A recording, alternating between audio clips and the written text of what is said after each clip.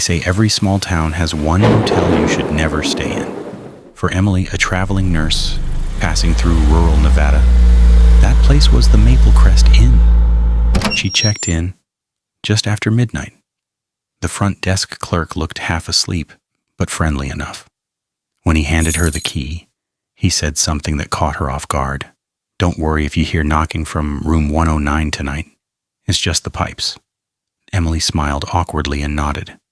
She didn't think much of it. The motel looked old but harmless. Peeling wallpaper, buzzing lights, that faint smell of mildew. Nothing she hadn't seen before on her overnight shifts.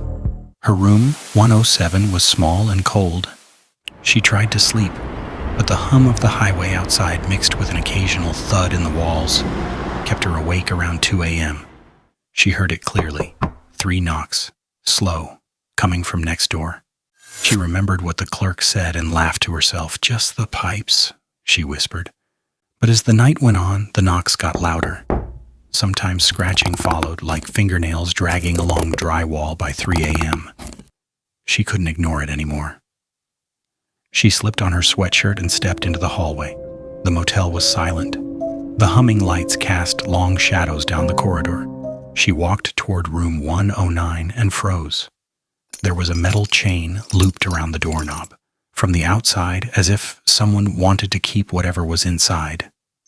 Emily's pulse quickened. She leaned closer and whispered, "Hello?" Something on the other side moved slowly, a soft shuffle, then a low groan like someone trying to speak but choking on the words. She stumbled back. The air felt heavy, thick with something rotten. Her instincts screamed to leave, but before she could turn away, the chain rattled violently. The door shook. The sound of fists pounding filled the hallway. Then a muffled voice cried out, hoarse, panicked. "Help me! Please! Let me out!" Emily bolted to the front desk, breathless, and demanded to know what was happening in that room. The clerk's expression went pale. He hesitated, then said quietly, "There's no one in 109. That room's been sealed since the fire." Emily insisted she'd heard someone inside.